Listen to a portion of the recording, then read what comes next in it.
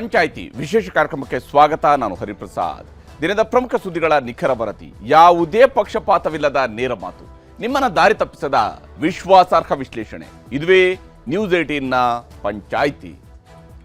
ಮದ್ದೂರಿನಲ್ಲಿ ಗಣೇಶ ಮೆರವಣಿಗೆ ವೇಳೆ ಶುರುವಾಗಿದ್ದಂತಹ ಗಲಾಟೆ 3 ದಿನಗಳ ಕಾಲ ಮುಂದುವರೆದು ಇವತ್ತು ಮದ್ದೂರು ಶಾಂತವಾಗಿದೆ. ಆದರೆ ಕಲ್ಲು ತೂರಾಟ ನಡೆಸಿದ ಪ್ರಕರಣದ ವಿರುದ್ಧ ಪ್ರತಿಭಟನೆಯಲ್ಲಿ ಪಾಲ್ಗೊಂಡವರಲ್ಲಿ ಕೆಲವರು ತಮ್ಮ ಮಾತಿನಿಂದಾಗಿಯೇ ಕೇಸು ಹಾಕಿಸಿಕೊಂಡಿದ್ದಾರೆ. ಈಗ ಇದರ ವಿಚಾರದಲ್ಲಿ ಬಹಳ ದೊಡ್ಡ ಚರ್ಚೆಯೂ ಕೂಡ ನಡೀತಾ ಇದೆ. ಇದುವೇ ಇವತ್ತಿನ ಪಂಚಾಯಿತಿಯ ಮೊದಲ ಸುದ್ದಿ. ದ್ವೇಷ ಯಾರದ್ದು? ದ್ವೇಷದ ಭಾಷಣವನ್ನ ಮಾಡಿದ್ದಾರೆ ಅಂತೇಳಿ FIRಗಳು ದಾಖಲಾಗಿದ್ದಾವೆ. ದ್ವೇಷದ ಭರಿತವಾಗಿರ್ತಕ್ಕಂತಹ ಮಾತುಗಳನ್ನು ಆಡಿದ್ದಾಳೆ ಅಂತ ಹೇಳಿ ಈ ಹುಡುಗಿಯ ಮೇಲೂ ಕೂಡ ಕೇಸ್ ದಾಖಲಾಗಿದೆ. ಇಬ್ಬರ ವಿರುದ್ಧ ಸ್ವಯಂ ಪ್ರೇರಿತ FIR ಅನ್ನ ದಾಖಲಿಸಿಕೊಂಡಿದ್ದಾರೆ ಮದ್ದೂರು ಪೊಲೀಸ್ ಠಾಣೆಯಲ್ಲಿ. ಆದರೆ ನಮ್ಮ ವಿರುದ್ಧ ಹಾಕಿರ್ತಕ್ಕಂತಹ ಕೇಸು ಇದು ನಮ್ಮ ಧ್ವನಿಯನ್ನು ಅಡಗಿಸುವ ಪ್ರಯತ್ನ ಅಂತ ಹೇಳಿ ತಿರುಗೇಟು ಕೊಡ್ತಾ ಇದ್ದಾರೆ. ಪ್ರಶ್ನೆ ಇರುವಂಥದ್ದು, ಇಲ್ಲಿ ದ್ವೇಷ ಯಾರದ್ದು ಅಂತ ಹೇಳಿ. ಯಾಕಂದ್ರೆ ಮಾತನಾಡೋದಕ್ಕೆ, ಟೀಕಿಸೋದಿಕ್ಕೆ ಅಥವಾ ಜನರಿಗೆ ಮಾಹಿತಿಯನ್ನು ಹಂಚಿಕೊಳ್ಳೋದಿಕ್ಕೆ ಸಾಕಷ್ಟು ವಿಚಾರಗಳಿರ್ತವೆ. ಅದರಲ್ಲೂ CT ರವಿಯವರಂತಹ ಒಬ್ಬ ಮಾತುಗಾರನಿಗೆ ಅದ್ಭುತವಾಗಿ ಟೀಕಿಸೋದಕ್ಕೂ ಕೂಡ ಗೊತ್ತಿದ್ದೇ ಇರುತ್ತೆ. ಆದರೆ ತನ್ನ ಟೀಕೆಯಲ್ಲಿ ಇಂತಹ ಪದಗಳ ಬಳಕೆ ಮಾಡಿದರೆ ಮಾತ್ರನೇ ಅದಕ್ಕೊಂದು ಏನು ಜಾಸ್ತಿ ಆಗಿರ್ತಕ್ಕಂಥ ತೀವ್ರತೆ ಬರುತ್ತೆ ಅನ್ನುವ ಕಲ್ಪನೆಗೊಳಗಾಕಿನೋ, ಅದು ಯಾವ ಉದ್ದೇಶಕ್ಕಾಗಿನೋ CT ರವಿಯವರು ಮಾತ್ರ ಆಡಿರ್ತಕ್ಕಂಥ ಮಾತು. ಈಗ R ಅಶೋಕ್ ಮಾತಾಡಿದ್ದಾರೆ, ಅಶ್ವಥ್ ನಾರಾಯಣ್ ಮಾತಾಡಿದ್ದಾರೆ, ಸುಮಲತಾ ಅವರು ಭಾಷಣ ಮಾಡಿದ್ದಾರೆ. ಆದರೆ CT ರವಿಯವರ ಮೇಲೆ ಕೇಸ್ ಆಗಿದೆ. ಯಾವ ಕಾರಣಕ್ಕೆ ಹಾಗಾದರೆ FIR ಅನ್ನು ಇವರ ವಿರುದ್ಧ ಹಾಕಲಾಯಿತು ಅನ್ನುವಂಥ ಪ್ರಶ್ನೆ ಮೂಡುವಂಥದ್ದು ಸಹಜ. ಮತ್ತು ಅವರು ಹೇಳಿರ್ತಕ್ಕಂತಹ ಮಾತುಗಳು ಅದು ದ್ವೇಷದ ಭರಿತ ಹೌದೋ ಅಲ್ಲೋ ಅನ್ನುವಂಥ ಪ್ರಶ್ನೆಯೂ ಕೂಡ ಇದ್ದೇ ಇದೆ. ನಾವು ಸುಮ್ಮನಿರೋಕ್ಕಾಗುತ್ತಾ ಅನ್ನುವಂತಹ ಪ್ರಶ್ನೆಯನ್ನು ಇವತ್ತು CT ರವಿಯವರು ಈ FIR ದಾಖಲಾದ ನಂತರವೂ ಕೂಡ ಹೇಳಿದ್ದಾರೆ. ನಾವು ಸುಮ್ಮನಿರೋದಕ್ಕೆ ಸಾಧ್ಯನಾ ಅನ್ನುವಂತಹ ಪ್ರಶ್ನೆಯನ್ನು ಕೂಡ ಅವರು ಕೇಳಿದ್ದಾರೆ. ಹಾಗೆಯೇ ಅಲ್ಲಿ ಮೊನ್ನೆ ಲಾಠಿ ಏಟು ತಿಂದಂತಹ ಜ್ಯೋತಿ ಅನ್ನುವಂತಹ ಹೆಣ್ಣುಮಗಳು, ಅವಳ ಮೇಲೂ ಕೂಡ FIR ಅನ್ನು ದಾಖಲಿಸಲಾಗಿದೆ. ಕಾರಣ, ಅವಳು ಲಾಠಿ ಏಟು ತಿಂದ ನಂತರ ಪೊಲೀಸರ ಬಗ್ಗೆ ಬಂದು ಮಾತಾಡಿದ್ಲು ಅಂತೇಳಿಯಲ್ಲ, ಅದಕ್ಕಿಂತ ಮುಂಚಿತವಾಗಿ ಲಾಠಿ ಏಟು ಬೀಳಕ್ಕಿಂತ ಮುಂಚಿತವಾಗಿ ಅವಳು ಹೇಳಿದಂಥ ಮಾತಿದೆಯಲ್ಲ, ಅದೇ ಕಾರಣಕ್ಕಾಗಿ ಈ FIR ದಾಖಲು ಆಗಿದೆ. ಹಾಗಾದರೆ ಇದರ ಸುತ್ತಲೂ ಯಾವೆಲ್ಲ ರಾಜಕೀಯದ ಚರ್ಚೆಗಳು ನಡೀತಾ ಇದ್ದಾವೆ ಅನ್ನೋದನ್ನು ತೋರಿಸ್ತೀನಿ ಇವತ್ತಿನ ಪಂಚಾಯಿತಿಯ ಮೊದಲ ಸುದ್ದಿಯಲ್ಲಿ. ದ್ವೇಷ ಯಾರದ್ದು ಅನ್ನೋದರ ಬಗ್ಗೆಯೂ ಕೂಡ ನಿಮಗೆ ಹೇಳ್ತೀನಿ. ಹಾಗೆಯೇ ಇನ್ನು ಇವತ್ತಿನ ಪಂಚಾಯಿತಿಯ ಎರಡನೇ ಸುದ್ದಿ, ಪರಂ ಪುಷ್ಪಾರ್ಚನೆ. Doctor G. ಪರಮೇಶ್ವರ್ ಅವರು ಕಾರ್ಯಕ್ರಮವೊಂದರಲ್ಲಿ ಭಾಗಿಯಾಗಿ ರಾಣಿ ಅಬ್ಬಕ್ಕನ ವಿಗ್ರಹಕ್ಕೆ ಪುಷ್ಪಾರ್ಚನೆಯನ್ನು ಮಾಡಿ ಬಂದಿದ್ದಾರೆ. ರಾಣಿ ಅಬ್ಬಕ್ಕನ 500ನೇ ಜಯಂತಿಯನ್ನು ಆಚರಿಸಲಾಗ್ತಾ ಇದೆ. ಯಾರು ಏನು ಎತ್ತ ಅಂತ ನೋಡ್ದೇನೆ ಕಾರ್ಯಕ್ರಮದಲ್ಲಿ ಭಾಗಿಯಾದರೋ ಅಥವಾ ಗೊತ್ತಿದ್ದೇ ಹೋಗಿದ್ದರು ಅನ್ನೋದ್ರ ಬಗ್ಗೆ ಈಗ ಬಹಳ ಚರ್ಚೆ ನಡೀತಾ ಇದೆ. ಇಷ್ಟಕ್ಕೂ ಪರಮೇಶ್ವರ್ ಅವರು ಹೋಗಿದ್ದು ABVP ಅವರು ಹಮ್ಮಿಕೊಂಡಿದ್ದಂತಹ ಪಂಜಿನ ಮೆರವಣಿಗೆ ಕಾರ್ಯಕ್ರಮದಲ್ಲಿ. ರಾತ್ರಿ ಹೊತ್ತಾಗಿತ್ತು ಅಂತೇಳಿ ಅವ್ರಿಗೆ ಗೊತ್ತಾಗ್ಲಿಲ್ವೋ ಅಥವಾ ಅವ್ರು ಗೊತ್ತಿದ್ದು ಹೋಗಿದ್ರು, ಅವರೇ ಹೇಳಬೇಕಾಗಿತ್ತು. ಆದರೆ ಅವರು ಹೇಳ್ತಾ ಇದ್ದಾರೆ, ನಾನು ABVP ಕಾರ್ಯಕ್ರಮಕ್ಕೆ ಹೋಗೇ ಇಲ್ಲ ಅಂತ ಹೇಳ್ತಿದ್ದಾರೆ ಗೃಹ ಸಚಿವರು. ಇದನ್ನು ನೋಡ್ತಾ ಇದ್ರೆ ಪರಮೇಶ್ವರ್ ಅವರಿಗೆ ಕಾರ್ಯಕ್ರಮ ಯಾರದ್ದು ಅನ್ನೋದು ಗೊತ್ತೇ ಇಲ್ಲದೆ ಅವರು ಹೋದ್ರಾ ಅನ್ನೋ ಪ್ರಶ್ನೆ ಮೂಡುವಂಥದ್ದು ಸಹಜ. ಯಾಕೆಂದರೆ ಪರಮೇಶ್ವರ್ ಅವರು ಆಗಾಗ್ಗೆ ನನಗೆ ಅದರ ಬಗ್ಗೆ ಏನೂ ಗೊತ್ತಿಲ್ಲ, ನನಗೆ ಗೊತ್ತಿಲ್ಲ ಅನ್ನುವಂಥ ಕಾರಣಕ್ಕಾಗಿಯೇ ಬಹಳ ಟ್ರೋಲ್ ಆಗ್ತಾ ಇದ್ದಾರೆ. ಆ ಟ್ರೋಲ್ಗೆ ಅವರು ಕೊಟ್ಟಿರುವಂತಹ ಉತ್ತರವೂ ಕೂಡ ಬಹಳ ಪಾಪ್ಯುಲರ್ ಆಗಿದೆ ಕರ್ನಾಟಕದಲ್ಲಿ. ಆದರೆ ಇದು ಕೂಡ ಅದೇ ಗೊತ್ತಿಲ್ಲದ ಸಾಲಿಗೆ ಸೇರಿಬಿಡ್ತಾ ಅನ್ನುವಂಥ ಅನುಮಾನ ಮೂಡುವಂಥದ್ದು ಸಹಜ. ಹಾಗಾದರೆ ಪರಮೇಶ್ವರ್ ಅವರು ಯಾವ ಕಾರಣಕ್ಕೆ ಆ ಕಾರ್ಯಕ್ರಮಕ್ಕೆ ಹೋದರು, ಅವ್ರು ಏನು ಹೇಳ್ತಿದ್ದಾರೆ ಅನ್ನೋದನ್ನು ಕೂಡ ಇವತ್ತಿನ ಪಂಚಾಯಿತಿಯ ಎರಡನೇ ಸುದ್ದಿಯಲ್ಲಿ ನಿಮಗೆ ವಿವರಿಸ್ತೀನಿ, ಪರಂ ಪುಷ್ಪಾರ್ಚನೆಯ ಬಗ್ಗೆ. ಈಗ ಮೊದಲ ಸುದ್ದಿಯ ಕಡೆಗೆ ಹೋಗೋಣ. ದ್ವೇಷ ಯಾರದ್ದು? ಇಲ್ಲಿ CT ರವಿಯವರು ಹೇಳಿರ್ತಕ್ಕಂತಹ ಮಾತುಗಳು, ಆಡಿರ್ತಕ್ಕಂತಹ ಭಾಷೆ, ತೊಡೆ ತೆಗಿತೀವಿ, ತಲೆ ತೆಗಿತೀವಿ, ಈ ಪದಗಳ ಬಳಕೆ ಇದೆಯಲ್ಲ, ಇದು ದ್ವೇಷಭರಿತ ಹೌದೋ ಅಲ್ವೋ? ಅದು ಪ್ರೀತಿಯಿಂದ ಹೇಳುವಂಥ ಮಾತಾ? ಟೀಕೆ ಮಾಡೋದಕ್ಕೆ ಬೇಕಷ್ಟು ಅವಕಾಶಗಳಿರ್ತವೆ, ಟೀಕಿಸೋದಕ್ಕೆ ಬೇಕಷ್ಟು ಅವಕಾಶಗಳಿರ್ತವೆ, ಸರ್ಕಾರದ ನಡೆಯನ್ನು ಪ್ರಶ್ನಿಸೋದಕ್ಕೆ ಅವಕಾಶಗಳಿರ್ತವೆ. ಆದರೆ ಆ ಭರದಲ್ಲಿ, ಮಾತಿನ ಭರದಲ್ಲಿ ದ್ವೇಷದ ಮಾತುಗಳು ಬೇಕಾ ಅನ್ನುವ ಪ್ರಶ್ನೆಯೂ ಕೂಡ ಬರುತ್ತೆ. ಈಗ FIR ದಾಖಲಾಗ್ತಾ ಇದ್ದಂಗೆ ಅದು ದ್ವೇಷವೇ ಅಲ್ಲ ಅಂತ ಹೇಳೋದಕ್ಕೆ ಸಾಧ್ಯನಾ, ಅಥವಾ ಕೇವಲ ಇವರು ಮಾತನಾಡಿದ್ರು ಅನ್ನೋ ಕಾರಣಕ್ಕಾಗಿ ಇವ್ರನ್ನ ಟಾರ್ಗೆಟ್ ಮಾಡಿದ್ರಾ ಅನ್ನುವಂಥ ಪ್ರಶ್ನೆಯೂ ಕೂಡ ಮೂಡುತ್ತೆ, ಅಥವಾ ದ್ವೇಷದ ರಾಜಕಾರಣದ ಕಾರಣಕ್ಕಾಗಿ ಅವರ ಮೇಲೆ ಕೇಸ್ ಹಾಕಿದ್ರಾ ಅನ್ನುವಂಥ ಪ್ರಶ್ನೆಯೂ ಕೂಡ ಬರುತ್ತೆ. ಆದರೆ ಇಲ್ಲಿ ದ್ವೇಷ ಯಾರದ್ದು ಅನ್ನೋದ್ರ ಬಗ್ಗೆನ ವರದಿ ನಿಂತು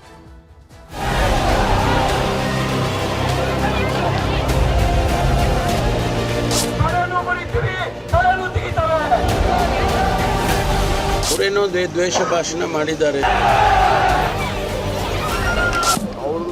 ಪದ್ಧತಿ ಅವ್ರದ್ದು ಸಂಸ್ಕೃತಿ. ಬಿಜೆಪಿಯವರು ಯಾರ್ಯಾರ ಮೇಲೆ ಲೀಡರ್ಗಳು ಮಾತಾಡ್ತಾರೆ ಅವ್ರ ಮೇಲೆಲ್ಲ ಕೇಸ್ ಹಾಕಕ್ಕೆ ಒಂದು ಕಾಂಗ್ರೆಸ್ಸಿನ ಟೀಮೇ ರೆಡಿ ಆಗುದು. ಮುಸ್ಲಿಮ್ಸ್ ಕೊಟ್ಟಿದ್ದೀರಾ, ಸಾವಿರ ಕೊಟ್ಟಿದ್ದೀರಾ ಸರ್ ನೀವು. ಮದ್ದೂರಿನ ಗಣೇಶ ಗಲಾಟೆ ವೇಳೆ ಲಾಠಿ ರುಚಿ, ಪೊಲೀಸರ ಏಟಿಗೆ ರಸ್ತೆಯಲ್ಲೇ ಬಿದ್ದು ಚೀರಾಟ. ಹೀಗೆ ಮದ್ದೂರಿನಲ್ಲಿ ಪೊಲೀಸರ ಲಾಠಿ ರುಚಿಗೆ ನಲುಗಿ ರಸ್ತೆಯಲ್ಲೇ ಒದ್ದಾಡುತ್ತಿದ್ದ ಈ ಮಹಿಳೆಯೇ ಜ್ಯೋತಿ. ಪೊಲೀಸರ ಲಾಠಿ ಏಟು 1, 2, 3 ಅಂತ ಬೀಳುತ್ತಲೇ ಬಾಯ್ ಬಡ್ಕೊಂಡು ಚೀರಾಡಿದ್ದಳು.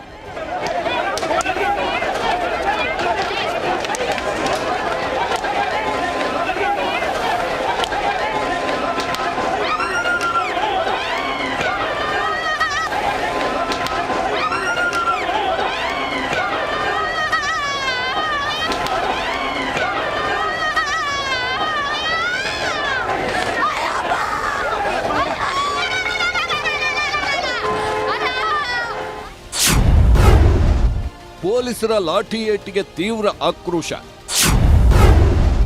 ಬಹಿರಂಗವಾಗಿ ಸವಾಲು ಹಾಕಿದ್ದ ಜ್ಯೋತಿ. ಪೊಲೀಸರ ಲಾಠಿ ಏಟು ಬಿದ್ದಾಗ ರಸ್ತೆಯಲ್ಲೇ ಹೊರಳಾಡಿದ್ರು. ನಂತರ ಸುಧಾರಿಸಿಕೊಂಡಿದ್ದ ಜ್ಯೋತಿ ಡ್ರೆಸ್ ಚೇಂಜ್ ಮಾಡ್ಕೊಂಡ್ಬಂದು ಪೊಲೀಸರು ಹಾಗೂ ಸರ್ಕಾರಕ್ಕೆ ಸವಾಲೆಸೆದಿದ್ದಳು. ನೀವು ಹಿಂದೂ ಆಗಿದ್ರೆ ನಮ್ ಜೊತೆ ಬಂದ್ ಕೈ ಜೋಡಿಸ್ಬೇಕಿತ್ತು, ಯಾಕೆ ಬಂದ್ ಕೈ ಜೋಡಿಸಿಲ್ಲ? ಹಂಗಾರೆ ನೀವು ಮುಸ್ಲಿಮ್ಸ್ ಕೊಟ್ಟಿದ್ದೀರಾ, ಸಾವಿರ ಕೊಟ್ಟಿದ್ದೀರಾ ಸರ್ ನೀವು? ಹೇಳಿ. ನಾನೊಬ್ಳು ಹಿಂದೂ, ಈಗಲೂ ಹೊಡೆದು ಸಾಯಿಸ್ಬಿಡ್ಲಿ, ನಾನು ಸಾಯಕ್ ನಾನು ರೆಡಿ ಇದ್ದೀನಿ. ಬಟ್ ಹಿಂದೆಯಿಂದ ಬಂದು ಅಟ್ಯಾಕ್ ಮಾಡ್ತಾರೆ ಅಂತ ಅಂದ್ರೆ ಒಂದ್ ಹೆಣ್ಣಿಗೆ ಯಾವ ತರ ಇದೆ? ನಮ್ ಸರ್ಕಾರ ಎಲ್ಲೋಗಿದೆ ಸರ್? ಸಿದ್ದರಾಮಯ್ಯ ಅವ್ರಿಗೆ ಕೇಳೋದಿಷ್ಟೇನೆ, ನಮ್ಗೆ ಎಲ್ಲೂ ಕೂಡ ಸ್ವಾತಂತ್ರ್ಯ ಇಲ್ಲ ಹೆಣ್ಮಕ್ಳುಗಳಿಗೆ. ಆದ್ರೆ ತನಗೆ ಏಟು ಬಿದ್ದಿದ್ದಕ್ಕೆ ಇಷ್ಟೆಲ್ಲಾ ಪ್ರಶ್ನಿಸಿದ್ದ ಇದೇ ಜ್ಯೋತಿ ಲಾಠಿ ಏಟು ಬೀಳೋಕ್ಕೂ ಮೊದಲು ಸರ್ಕಾರದ ವಿರುದ್ಧ ರೋಷಾವೇಶದಿಂದ ಕೂಗಾಡಿದ್ದಳು. ಅದು ಕೇವಲ ಸರ್ಕಾರದ ವಿರುದ್ಧದ ಘೋಷಣೆಯಾಗಿರಲಿಲ್ಲ, ಬದಲಿಗೆ ಅವಾಚ್ಯ ಶಬ್ದಗಳನ್ನ ಬಳಸಿದ್ದ ನಿಂದನೆಯಾಗಿತ್ತು.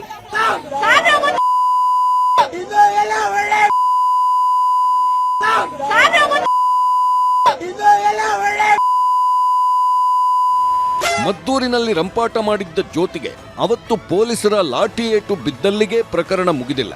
ಇದೀಗ ಅದೇ ಜ್ಯೋತಿಗೆ ಕಾನೂನು ಸಂಕಷ್ಟ ಎದುರಾಗಿದೆ. ಪ್ರತಿಭಟನೆ ವೇಳೆ ಬಾಯಿಗೆ ಬಂದಂತೆ ನಿಂದಿಸಿ ಘೋಷಣೆ ಕೂಗಿದ್ದಕ್ಕೆ ಮದ್ದೂರು ಪೊಲೀಸ್ ಠಾಣೆಯಲ್ಲಿ ಸುಮೋಟೋ ಕೇಸ್ ದಾಖಲು ಮಾಡಿಕೊಂಡು FIR ಹಾಕಲಾಗಿದೆ. ಜ್ಯೋತಿ ವಿರುದ್ಧ BNS ಕಾಯ್ದೆಯ ಸೆಕ್ಷನ್ 196 ಸಬ್ಸೆಕ್ಷನ್ 1A ಹಾಗೂ 299ರಡಿ FIR ಆಗಿದೆ.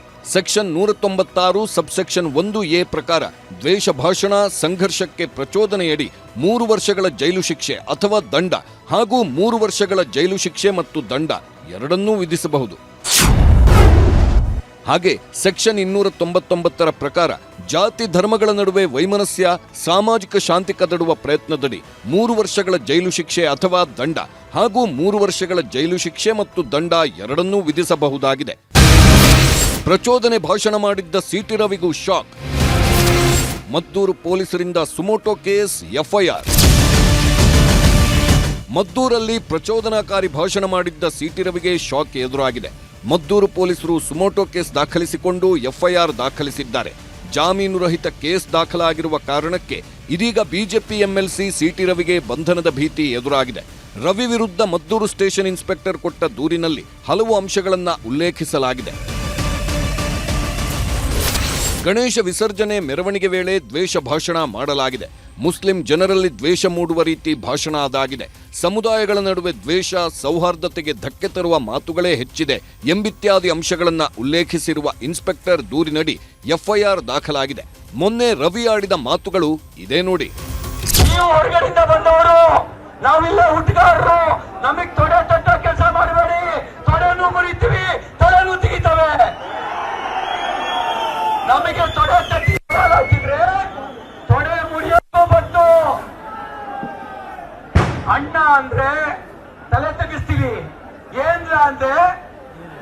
ಯಾಕನ ಮಗನೇ ಅಂತ ಕೇಳೋ ತಾಕತ್ತು ಕೂಡ ಹಿಂದೂ ಸಮಾಜಕ್ಕಿದೆ. ಯಾಕನ ಮಗನೇ ಅಂತ ಕೇಳೋ ತಾಕತ್ತು ಕೂಡ ಹಿಂದೂ ಸಮಾಜಕ್ಕಿದೆ.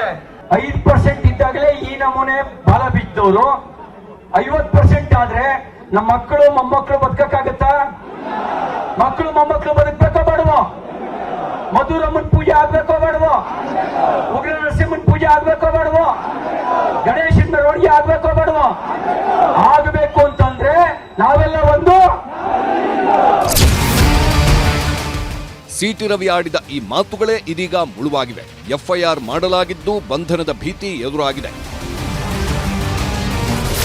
ಸಿಟಿ ರವಿ ವಿರುದ್ಧ ಬಿಎನ್ಎಸ್ ಕಾಯ್ದೆಯ ಸೆಕ್ಷನ್ 196 ಸಬ್ಸೆಕ್ಷನ್ 1A ಹಾಗೂ 299ರಡಿ ಎಫ್ಐಆರ್ ದಾಖಲಾಗಿದೆ. ಸೆಕ್ಷನ್ 196 ಸಬ್ಸೆಕ್ಷನ್ 1A ಪ್ರಕಾರ ದ್ವೇಷ ಭಾಷಣ ಸಂಘರ್ಷಕ್ಕೆ ಪ್ರಚೋದನೆಯಡಿ 3 ವರ್ಷಗಳ ಜೈಲು ಶಿಕ್ಷೆ ಅಥವಾ ದಂಡ ಹಾಗೂ 3 ವರ್ಷಗಳ ಜೈಲು ಶಿಕ್ಷೆ ಮತ್ತು ದಂಡ ಎರಡನ್ನೂ ವಿಧಿಸಬಹುದಾಗಿದೆ.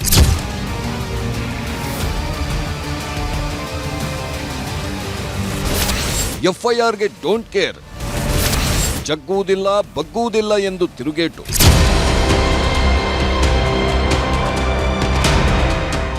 ಮದ್ದೂರು ಸ್ಟೇಷನ್ನಲ್ಲಿ ಎಫ್ಐಆರ್ ಆಗುತ್ತಲೇ ಚಿಕ್ಕಮಗಳೂರಿನಲ್ಲಿದ್ದ ಸಿಟಿ ರವಿ ಆಕ್ರೋಶ ಹೊರಹಾಕಿದ್ದಾರೆ. ಎಕ್ಸ್ನಲ್ಲಿ ಪೋಸ್ಟ್ ಹಾಕಿದ್ದು ಜಗ್ಗುವುದಿಲ್ಲ ಬಗ್ಗುವುದಿಲ್ಲ ಎಂಬ ಸಂದೇಶ ರವಾನಿಸಿದ್ದಾರೆ.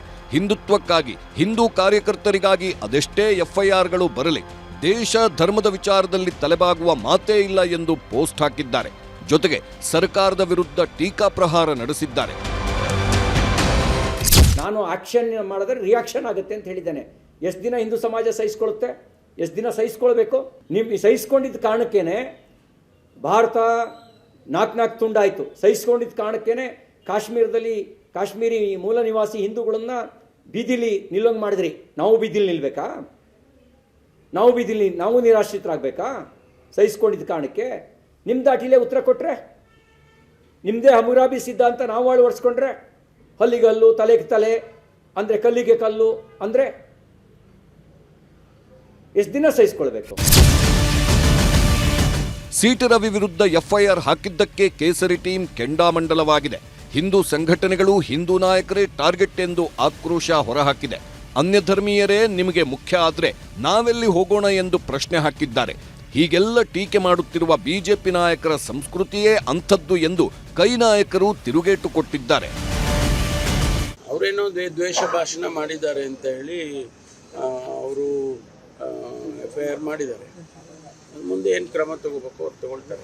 ಅವ್ರದ್ದು ಅದು ಪದ್ಧತಿ, ಅವ್ರದ್ದು ಸಂಸ್ಕೃತಿ, ಇದೆಲ್ಲ ಗೊತ್ತಿಲ್ಲ ನನಗೆ. ಬಟ್ ಅದೇನು ನಾನು ತಿಳ್ಕೊಳ್ತೀನಿ, ನನಗೆ ಗೊತ್ತಿಲ್ಲ. ಬಟ್ ಅವ್ರ ಮಾತು, ಅವ್ರ ಭಾಷೆ, ಅವರ ನಡತೆ ಎಲ್ಲ ಇದು ಜನಜಾಗೃತಿ ಆಗಿದೆ. ಯಾರ್ಯಾರ ಮೇಲೆ ಬಿಜೆಪಿಯವರು ಯಾರ್ಯಾರ ಮೇಲೆ ಲೀಡರ್ಗಳು ಮಾತಾಡ್ತಾರೆ, ವಿಧಾನಸಭೆ ಒಳಗಡೆ ಹೊರಗಡೆ ಮಾತಾಡ್ತಾರೆ, ಅವ್ರ ಮೇಲೆಲ್ಲ ಕೇಸ್ ಹಾಕೋಕ್ಕೆ ಒಂದು ಕಾಂಗ್ರೆಸ್ಸಿನ ಟೀಮೇ ರೆಡಿ ಆಗ್ಬಿಟ್ಟಿದೆ. 4 ಜನ ಮಂತ್ರಿಗಳು ಅದಕ್ಕೆ ಕಮಿಟಿಗಳನ್ನು ಮಾಡಿದ್ದಾರೆ. ಆ ಕಮಿಟಿಯಲ್ಲಿ ಇಟ್ಕೊಂಡು ಇವರು ಎಲ್ಲರ ಮೇಲೂ ಕೇಸ್ ಹಾಕುವಂಥ ಕೆಲಸವನ್ನು ಮಾಡ್ತಾ ಇದ್ದಾರೆ. ಇವರೇನು ಶಾಶ್ವತವಾಗಿರ್ತಾರ? 2 ವರ್ಷ ಅಷ್ಟೇ. ಆಮೇಲೆ ನಿಮ್ಗೆ ಇದೇ ಥರ ತಿರುಗುಮಾಣ ಆಗ್ತೈತೆ ಅನ್ನೋದು ಎಚ್ಚರಿಕೆಯನ್ನು ಕೊಡ್ತಾ ಇದ್ದೀನಿ. 100% ನಮ್ಮ ಸರ್ಕಾರ ಬಂದಾಗೂ ಇದೇ ಥರ ಮಾಡ್ತೀರಿ. ನೀವು ಯಾರ್ಯಾರು ಮಾಡಿದ್ದೀರಾ, ಈಗ 4 ಜನದ ಕಮಿಟಿ ಮಾಡಿ ಕೇಸ್ಗಳನ್ನು ಹುಡುಕ್ತಾ ಇದ್ದಾರೆ. ನಿಮ್ಮ ಮೇಲೂ ಇದ್ರ ಅಪ್ಪ ಅನ್ನೋ ಕೇಸ್ಗಳನ್ನು ಹುಡುಕಿ ಹಾಕುವಂಥ ಶಕ್ತಿ ಬಿಜೆಪಿಗಿದೆ. ಯಾಕಂದ್ರೆ ನೀವು ಇಲ್ಲೊಂದೇ ಕಡೆ ಇರೋದು. ನಿನ್ನೆ ಮೊನ್ನೆ ಬಿಜೆಪಿ ನಾಯಕರು ಭೇಟಿ ನೀಡಿ ಹೋದ ಬೆನ್ನಲ್ಲೇ ಇವತ್ತು ಬಿಜೆಪಿಯಿಂದ ಉಚ್ಚಾಟಿತರಾಗಿರುವ ಶಾಸಕ ಬಸನಗೌಡ ಪಾಟೀಲ್ ಯತ್ನಾಳ್ ಮದ್ದೂರಿಗೆ ಭೇಟಿ ನೀಡಿದ್ದರು. ಯತ್ನಾಳ್ ಬರುತ್ತಲೇ ಅದ್ಧೂರಿಯಾಗಿ ಸ್ವಾಗತಿಸಿತು ಯುವ ಪಡೆ. ಪೇಟೆ ಬೀದಿ, ಜಾಮಿಯಾ ಮಸೀದಿ ರಸ್ತೆಯುದ್ದಕ್ಕೂ ಪೊಲೀಸರನ್ನ ನಿಯೋಜಿಸಲಾಗಿತ್ತು. ಕೊಲ್ಲಿ ವೃತ್ತದಲ್ಲಿ ಯತ್ನಾಳ್ ನೋಡಲು ಕಾರು ಸುತ್ತುವರೆದ ಜನರ ಮೇಲೆ ಲಾಠಿ ಬೀಸಿ ಪೊಲೀಸರು ಚದುರಿಸಿದ್ರು. ಬಳಿಕ ಗಾಯಾಳುಗಳ ಮನೆಗೆ ಭೇಟಿ ನೀಡಿದ ಯತ್ನಾಳ್ ಸಾಂತ್ವನ ಹೇಳಿದ್ರು. ಈ ಮಧ್ಯೆ ಮದ್ದೂರು ಗಲಾಟೆ ಸಂಬಂಧ ಸಚಿವ ಚಲುವರಾಯಸ್ವಾಮಿ ಅವರನ್ನ ಕೆಣಕಿದ್ದಾರೆ ಪ್ರತಾಪ್ ಸಿಂಹ. ಜೆಡಿಎಸ್ ಭದ್ರಕೋಟೆಯನ್ನ ಹಾಳು ಮಾಡಲು ಚಲುವರಾಯಸ್ವಾಮಿ ಮಾಡುತ್ತಿರುವ ಗಲಾಟೆಗಳು ಎಂದರು ಸಿಂಹ. ಈ ಚಲುವರಾಯಸ್ವಾಮಿ ಅವರು ಮಂಡ್ಯ ಜಿಲ್ಲಾ ಉಸ್ತುವಾರಿ ಸಚಿವರಾದ ನಂತರ ಕೆರಗೋಡಿನಲ್ಲಿ ತ್ರಿವರ್ಣ ಧ್ವಜವನ್ನು ಕೆಳಗಿಳಿಸೋ ಕೆಲಸ ಆಯಿತು. ಇದೇ ಚಲುವರಾಯಸ್ವಾಮಿ ಅವರು ಪ್ರತಿನಿಧಿಸುವಂಥ ನಾಗಮಂಗಲದಲ್ಲಿ ಗಣೇಶೋತ್ಸವದ ಮೇಲೆ ಕಲ್ಲು ತೂರಾಟ ನಡೀತು. ಡಿಜೆನ ನಿಲ್ಲಿಸಿದ್ರು. ಗಣೇಶನ್ನೇ ಪೊಲೀಸ್ ಜೀಪಲ್ಲಿ ತೆಗೆದುಕೊಂಡು ಹೋಗೋಂಥ ಪರಿಸ್ಥಿತಿ ನಿರ್ಮಾಣ ಆಯಿತು. ನಮ್ಮ ಹಿಂದೂ ಮಾರ್ವಾಡಿಯ ಅಂಗಡಿಗೆ ಬೆಂಕಿಯನ್ನು ಹಾಕಿದರು. ಈಗ ಮದ್ದೂರಿನಲ್ಲಿ ಮಸೀದಿ ಮೇಲಿಂದ ಕಲ್ಲು ಬಿಸಾಡಿದ್ದಾರೆ. ಈ ಚಲುವರಾಯಸ್ವಾಮಿ ಅವರು ಉಸ್ತುವಾರಿ ಸಚಿವರಾಗೋಕ್ಕಿಂತ ಮೊದಲು ಅಲ್ಲಿ JDSನ ಎಲ್ಲ ಶಾಸಕರಿದ್ದರು. ಯಾವುದಾದ್ರು ಒಂದು ಘಟನೆ ಸಂಭವಿಸುತ್ತಾ? ಈ ಚಲುವರಾಯಸ್ವಾಮಿ ಬಂದೇ ಇವತ್ತು ಈ ಪರಿಸ್ಥಿತಿಯನ್ನು ಸೃಷ್ಟಿ ಮಾಡ್ತಿರೋದು. ಮತ್ತು ಸಾಮೂಹಿಕ ಗಣಪತಿ ಅನ್ನೋ ಒಂದು ಇದನ್ನು ಮುಂದಿಟ್ಕೊಂಡು ರಾಜ್ಯದ BJP ಮತ್ತು ಜನತಾದಳದ ಎಲ್ಲ ಲೀಡರ್ಗಳು ಹೋಗಿ ಬಾಯಿಗೆ ಬಂದಂಗೆ ಮಾತನಾಡಿದ್ದಾರೆ. ಅದು ಸಮಾಜದ ಕದಲಿಕೆಗ ಅಥವಾ ಈ ಒಂದು ವಾತಾವರಣನ ಕಲುಷಿತಗೊಳಿಸ್ಲಿಕ್ಕೋಸ್ಕರನ ಅಥವಾ ಒಂದು ಕ್ರಿಮಿನಲ್ ಕ್ಲಾಸಸ್ಸನ್ನು ಪ್ರಾರಂಭ ಮಾಡಲಿಕ್ಕೆ ಅವ್ರ ಉದ್ದೇಶ ಅನ್ನೋದು ಅವರೇ ಯೋಚನೆ ಮಾಡಿ. ಇನ್ನು ಮದ್ದೂರು ಗಲಾಟೆ ಖಂಡಿಸಿ ರಾಜ್ಯದ ಹಲವು ಕಡೆ ಇಂದೂ ಕೂಡ ಪ್ರತಿಭಟನೆಗಳು ನಡೆದವು. ರಾಮನಗರದಲ್ಲಿ ವಿಎಚ್ಪಿ ಹಾಗೂ ಬಜರಂಗ್ ದಳ ಕಾರ್ಯಕರ್ತರು ಪ್ರತಿಭಟಿಸಿದ್ದಾರೆ. ಮದ್ದೂರು ಮತ್ತೆ ಸಾಮಾನ್ಯ ಸ್ಥಿತಿಗೆ ಹಿಂದಿರುಗುತ್ತಿದ್ರೂ ಅಲ್ಲಿ ನಡೆದ ಗಲಾಟೆಯನ್ನು ಮಾತ್ರ ರಾಜಕಾರಣಿಗಳು ಮತ್ತಷ್ಟು ದಿನ ಜೀವಂತವಿಡುವ ಪ್ರಯತ್ನ ಮುಂದುವರಿಸುತ್ತಿರುವುದು ಸ್ಪಷ್ಟ. Bureau report, news 18. ಹೀಗೆ ಇಲ್ಲಿ ದ್ವೇಷ ಯಾರದ್ದು? ಹಾಗಾದರೆ ಸಮರ್ಥನೆಗಳನ್ನು ಕೊಡ್ತಾ ಹೋಗ್ತಾರೆ ರಾಜಕಾರಣಿಗಳು, ತಮ್ಮ ಮಾತುಗಳಿಗೆ ಸಮರ್ಥನೆ ಕೊಡುವಂಥದ್ದು ವಿಶೇಷ ಅಲ್ಲ. ಆದರೆ ದ್ವೇಷ ಯಾರದ್ದು ಅನ್ನುವಂಥದ್ದನ್ನು ನಿರ್ಧರಿಸುವಂಥದ್ದು ಸಾಮಾನ್ಯ ಜನ, ರಾಜ್ಯದ ಜನ. ಪರಮೇಶ್ವರ್ ಅವರು ಒಂದು ಕಾರ್ಯಕ್ರಮಕ್ಕೆ ಹೋಗ್ತಾರೆ. ರಾಣಿ ಅಬ್ಬಕ್ಕನ ವಿಗ್ರಹಕ್ಕೆ ಅವರು ಪುಷ್ಪಾರ್ಚನೆಯನ್ನು ಮಾಡ್ತಾರೆ. ರಾಣಿ ಅಬ್ಬಕ್ಕನ 500ನೇ ಜಯಂತಿಯನ್ನು ಆಚರಿಸ್ತಾ ಇರುವಂಥದ್ದು. ಉಳ್ಳಾಲದ ರಾಣಿ ಅಬ್ಬಕ್ಕ ಪೋರ್ಚುಗೀಸರ ವಿರುದ್ಧ ಸಿಂಹಿಣಿಯ ರೀತಿಯಲ್ಲಿ ಅರಬ್ಬಿ ಸಮುದ್ರದ ಆ ಕಡಲ ತೀರದಲ್ಲಿ ಹೋರಾಟವನ್ನು ನಡೆಸಿದಂತಹ ವೀರವನಿತೆ. ಆಕೆಯ ವಿಗ್ರಹಕ್ಕೆ ಅವರು, ಆ ರಾಣಿಯ ವಿಗ್ರಹಕ್ಕೆ ಪುಷ್ಪಾರ್ಚನೆಯನ್ನು ಮಾಡ್ತಾರೆ. ಪುಷ್ಪಾರ್ಚನೆ ಮಾಡಿರುವಂಥದ್ದು ಈಗ ವಿವಾದಕ್ಕೆ ಕಾರಣ ಆಗಿದೆ. ರಾಣಿ ಅಬ್ಬಕ್ಕನ ವಿಗ್ರಹಕ್ಕೆ ಪುಷ್ಪಾರ್ಚನೆ ಮಾಡಿದರೆ ವಿವಾದ ಯಾಕೆ ಆಗುತ್ತೆ ಅಂತ ಹೇಳಿದರೆ, ಇತ್ತೀಚೆಗಷ್ಟೇ RSS ಗೀತೆಯನ್ನು ಸದನದಲ್ಲಿ DCM ಅವರು ಹಾಡಿದರು. RSS ಗೀತೆಯನ್ನು ಅವರು ಹೇಳಿದರು. ನಮಸ್ತೆ ಸದಾ ವತ್ಸಲೆ ಮಾತೃಭೂಮಿ ಅನ್ನೋದನ್ನು ಹೇಳಿದರು. DCM RSS ಗೀತೆ ಹಾಡಿದ್ದಕ್ಕೆ ಕಾಂಗ್ರೆಸ್ನಲ್ಲಿ ತೀವ್ರ ವಿರೋಧವೂ ಕೂಡ ವ್ಯಕ್ತವಾಗಿತ್ತು. ಸಹಜವಾಗಿಯೇ, ಯಾಕೆಂದರೆ ಅದು ಅವರು ಸೈದ್ಧಾಂತಿಕವಾದಂತಹ ವಿರೋಧಿಯಾಗಿರುವಂತಹ ಸಂಸ್ಥೆ. ಆ ಸೈದ್ಧಾಂತಿಕ ವಿರೋಧಿ ಸಂಸ್ಥೆಯ ಪ್ರಾರ್ಥನೆಯನ್ನು ಅವರು ಹಾಡಿದರು, ಅದು ಸದನದ ಒಳಗಡೆ ಹಾಡಿದರು. ಇವನ್ ಮಲ್ಲಿಕಾರ್ಜುನ ಖರ್ಗೆ ಅವರು ಕೂಡ ಹೇಳಿದರು, ಹಾಗೆಲ್ಲ ಹಾಡಬಾರ್ದಾಗಿತ್ತವರು ಅಂತ ಹೇಳಿದರು. ಅದೆಲ್ಲ ಒಂದು ಭಾಗ ಆಯಿತು. ಈಗ ಪರಮೇಶ್ವರ್ ಅವರು ಏನು ಮಾಡಿದ್ದಾರೆ, ABVPಯ ಕಾರ್ಯಕ್ರಮದಲ್ಲಿ ಭಾಗಿಯಾಗಿದ್ದಾರೆ. ABVPಯ ಕಾರ್ಯಕ್ರಮದಲ್ಲಿ ಭಾಗಿಯಾಗಿದ್ದಾರೆ. ಅಖಿಲ ಭಾರತ ವಿದ್ಯಾರ್ಥಿ ಪರಿಷತ್ನ ಕಾರ್ಯಕ್ರಮದಲ್ಲಿ ಭಾಗಿಯಾಗಿದ್ದಾರೆ. ಇದು ಸಂಘ ಪರಿವಾರದ ವಿದ್ಯಾರ್ಥಿ ಘಟಕ. ABVP ಪಂಜಿನ ಮೆರವಣಿಗೆಯಲ್ಲಿ ಡಾಕ್ಟರ್ G. ಪರಮೇಶ್ವರ್ ಅವರು ಭಾಗಿಯಾಗಿದ್ದಾರೆ. ಪಂಜಿನ ಮೆರವಣಿಗೆಯನ್ನು ಮಾಡ್ತಾ ಇದ್ರು.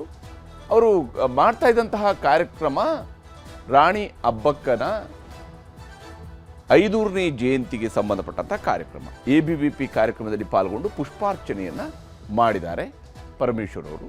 ತುಮಕೂರು ಜಿಲ್ಲೆ ತಿಪಟೂರಿನಲ್ಲಿ ನಡೆದಂತಹ ಕಾರ್ಯಕ್ರಮ ಅದಾಗಿತ್ತು. ಅಲ್ಲಿ ABVP ಕಾರ್ಯಕರ್ತರು ಪಂಜಿನ ಮೆರವಣಿಗೆಯನ್ನು ಹೊರಟಿದ್ರು. ರಾಣಿ ಅಬ್ಬಕ್ಕ 500ನೇ ಜನ್ಮ ಜಯಂತಿಯ ಪ್ರಯುಕ್ತ ಈ ರಥಯಾತ್ರೆಯನ್ನು ಮಾಡಲಾಗಿತ್ತು. 500ನೇ ಜಯಂತಿ ರಾಣಿ ಅಬ್ಬಕ್ಕ ದೇವಿಯದ್ದು. ಹಾಗಾಗಿ ಆ ಕಾರ್ಯಕ್ರಮದಲ್ಲಿ ಭಾಗಿಯಾಗಿ ಪರಮೇಶ್ವರ್ ಅವರು ಪುಷ್ಪಾರ್ಚನೆಯನ್ನು ಮಾಡಿ ಅಲ್ಲಿದ್ದಂಥ ಹುಡುಗರ ಜೊತೆಗೆ ಮಾತನಾಡಿಕೊಂಡು ಬಂದಿದ್ದಾರೆ. ಅದು ನಡೆದಿರೋದು ಹೇಗೆ ಅಂತ ಹೇಳಿದರೆ, ತುಮಕೂರಿಗೆ ಹೋಗುವಂಥ ಮಾರ್ಗ ಮಧ್ಯೆ ಈ ಪುಷ್ಪಾರ್ಚನೆ ನಡೆಯುತ್ತೆ. ಗೃಹ ಸಚಿವರು ಹೊರಟಿರ್ತಾರೆ, ಮಾರ್ಗ ಮಧ್ಯೆ ಈ ಪುಷ್ಪಾರ್ಚನೆಯನ್ನು ಮಾಡ್ತಾರೆ ಅವರು. KDP ಸಭೆ ಮುಗಿಸಿ ತುಮಕೂರಿಗೆ ವಾಪಸ್ ಆಗ್ತಾ ಇದ್ದಂತಹ ಪರಮೇಶ್ವರ್ ಮಾರ್ಗ ಮಧ್ಯದಲ್ಲಿ ಕಂಡಂತಹ ಈ ಮೆರವಣಿಗೆಯ ಸಂದರ್ಭದಲ್ಲಿ ರಾಣಿ ಅಬ್ಬಕ್ಕ ದೇವಿಗೆ ಒಂದು ಪುಷ್ಪಾರ್ಚನೆಯನ್ನು ಮಾಡಿ ಬಂದಿದ್ದಾರೆ. ಹಾಗಾದರೆ ಇಲ್ಲಿ ವಿವಾದ ಏನು ಅನ್ನುವಂಥ ಪ್ರಶ್ನೆ ಬರುವಂಥ ಸಹಜ. ಅದಕ್ಕೆ ನೋಡಬೇಕಂದ್ರೆ DK ಅವರ ಹೇಳಿರ್ತಕ್ಕಂಥ ಮಾತು ಮತ್ತು ಪರಮೇಶ್ವರ್ ಅವರು ಏನು ಮಾಡಿದ್ದಾರೆ ಮತ್ತು ಅದಕ್ಕೆ ಸಂಬಂಧಪಟ್ಟಂತೆ ಏನು ಮಾತನಾಡಿದ್ದಾರೆ ಅನ್ನೋದು ನಿಮಗೆ ತೋರಿಸ್ತೀನಿ. ನಾನು ನಿಮಗೆ ಸ್ವಲ್ಪ ಎಕ್ಸ್ಪ್ಲೈನ್ ಮಾಡಿ ಹೇಳಿ. ಕೇಳಿಸಿ ಹೇಳಕ್ಕೆ ಇಲ್ಲಿ ನನ್ನ ಹತ್ರ ಕೂಡ ವಿದ್ಯೆಗಳೆಲ್ಲ ಇದೆ. ನಾನು ಅಸಾಧ್ಯರು ನಮ್ಮ ನಿಮ್ ಗರಡಿಲ್ ಬೆಳಿಲ್ಲ ಅಂತಂದ್ರು ನಾನು ಈ ಪರಮೇಶ್ವರ್ ಗರಡಿಲ್ಲ ಬೆಳೆದಿದ್ದೀನಿ. ನಾನು ಸ್ವಲ್ಪ ಇಲ್ಲ RSS ಚಡ್ಡಿ ಹಾಕಿದ್ದೀನಿ ಅಂದ್ರಲ್ಲ ಒಂದ್ಸರಿ. ನಮಸ್ತೆ ಸದಾ ವತ್ಸಲೆ ಮಾತೃಭೂಮಿ ಅಧ್ಯಕ್ಷ ಹಿಂದೂ ಭೂಮಿ ಸುಗಮ್ ವರ್ಧಿತೋಹಂ ಮಹಾಮಂಗಲೆ. ನಾನು ಅವೆಲ್ಲ ಚರ್ಚೆ ಬೇಡ. ಅದನ್ನ ಕರ್ನಾಟಕ ರಾಜ್ಯ ಕ್ರಿಕೆಟ್ ಅಭಿಮಾನಿಗಳು ಬೇರೆ ಬೇರೆ ರಾಜ್ಯದಲ್ಲಿ ಬೇಕಾದಷ್ಟು ಇಂಥದ್ದೆಲ್ಲ ಆಗಿದೆ. ಕರ್ನಾಟಕ ಸರ್ಕಾರ ಏನು ಮಾಡಬೇಕು, ನಾನು ಪೊಲೀಸ್ ಅವ್ರನ್ನೂ ಬ್ಲೇಮ್ ಮಾಡ್ಲಿಕ್ಕೆ ನಾನು ತಯಾರಿಲ್ಲ.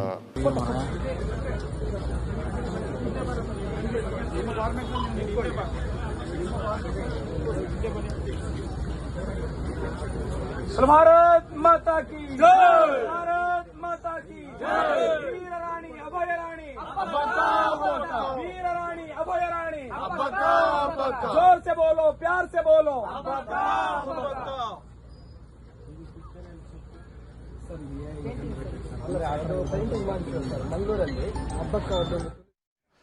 ಹೀಗೆ ಪರಮೇಶ್ವರ್ ಅವರು ಪುಷ್ಪಾರ್ಚನೆಯನ್ನು ಮಾಡಿದ್ದಾರೆ. ಹೇಗೆ ಶಿವಕುಮಾರ್ ಅವರು ಸದನದ ಒಳಗಡೆ RSS ಪ್ರಾರ್ಥನೆಯನ್ನು ಹೇಳಿದರು, ಹಾಗೆಯೇ ಪರಮೇಶ್ವರ್ ಅವರು ಪುಷ್ಪಾರ್ಚನೆಯನ್ನು ಮಾಡಿದ್ದಾರೆ. ಪುಷ್ಪಾರ್ಚನೆ ಮಾಡಿದ ನಂತರ ಅವರೇನಲ್ಲಿ ಘೋಷಣೆಗೆ ಹೋಗಿಲ್ಲ. ಆದರೆ ಪಕ್ಕದಲ್ಲಿದ್ದಂತಹ ABVP ಕಾರ್ಯಕರ್ತರು ಸಹಜವಾಗಿಯೇ ಖುಷಿಯಾಗುತ್ತೆ, ಯಾಕಂದರೆ ಗೃಹ ಸಚಿವರು ಬಂದಿದ್ದಾರೆ, ಅದರಲ್ಲಿ ವಿದ್ಯಾರ್ಥಿ ನಾಯಕರುಗಳಿದ್ದಂಥದ್ದು ಖುಷಿಯಾಗಿದ್ದರೆ ಅವರು ಕೂಡ ಭಾರತ್ ಮಾತಾ ಕಿ ಜೈ ಘೋಷಣೆ ಮಾಡಿದ್ದಾರೆ, ರಾಣಿ ಅಬ್ಬಕ್ಕನಿಗೆ ಘೋಷಣೆಯನ್ನು ಮಾಡಿದ್ದಾರೆ.